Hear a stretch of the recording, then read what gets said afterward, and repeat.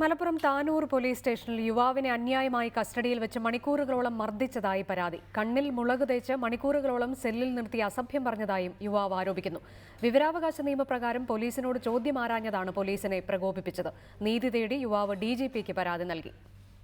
ഇക്കഴിഞ്ഞ 23-ന് രാത്രി 8 മണിയോടെയാണ് വഴിയോര മത്സ്യക്കച്ചവടക്കാരനായ ഷിഹാബിനെ താനൂർ SIയുടെ നേതൃത്വത്തിലുള്ള സംഘം അന്യായമായി കസ്റ്റഡിയിലെടുക്കുന്നത്. വഴിയോര കച്ചവടക്കാരെ ഒഴിപ്പിക്കുന്നതുമായി ബന്ധപ്പെട്ട ഷിഹാബ് താനൂർ പോലീസിനോട് വിവരാവകാശ നിയമപ്രകാരം ചോദ്യങ്ങൾ ആരാഞ്ഞിരുന്നു. സ്റ്റേഷനിലെത്തിയ ഷിഹാബിനെ മണിക്കൂറുകളോളം CIയുടെ നേതൃത്വത്തിലുള്ള സംഘം ക്രൂരമായി മർദ്ദിച്ചു.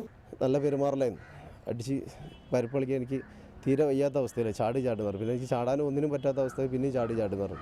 കൈയെല്ലാം ബാക്കിൽ കെട്ടിയിട്ട് രണ്ടുപേരും മുളകെല്ലാം തേച്ചിട്ട് പിന്നെ നല്ല അലക്കിയിട്ട് ഒരു പൊടി വയ്യാത്ത അവസ്ഥയിലാണായിരുന്നത്.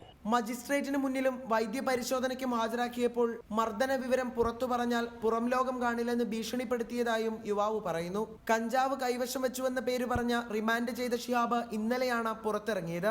ഇയാളുടെ ശരീരത്തിലാകെ മർദ്ദനമേറ്റതിന്റെ പാടുകളുണ്ട്. താനൂർ CIക്കെതിരെ സമാനമായ രീതിയിൽ പരാതികൾ ഉയരുന്ന സാഹചര്യത്തിൽ AATUC താനൂർ മണ്ഡലം കമ്മിറ്റി DGPക്കും മനുഷ്യാവകാശ കമ്മീഷനിലും പരാതി നൽകിയിട്ടുണ്ട്.